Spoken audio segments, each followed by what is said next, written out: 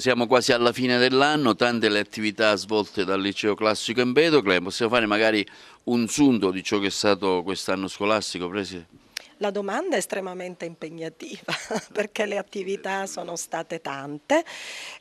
confermando quella che è una scelta anche di arricchimento dell'offerta formativa che la scuola porta avanti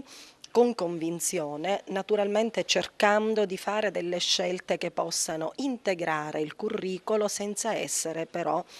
dispersive rispetto ad un impegno fondamentale che è quello di natura curricolare. Abbiamo quest'anno intanto portato avanti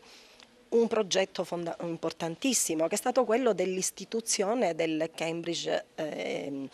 dell'indirizzo Cambridge del liceo internazionale che partirà appunto dal prossimo anno scolastico, continuando ancora con i laboratori di potenziamento anche a coltivare il potenziamento di matematica.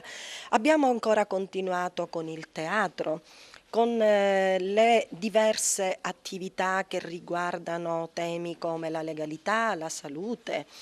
le emergenze educative del nostro tempo, incontri con l'autore, l'incontro con Michela Morzano, le celebrazioni, giornate della memoria o giornate delle foibe, incontri con le istituzioni, le giornate della Fondazione Empedocle sul tema etica e politica, la consegna del premio Fondazione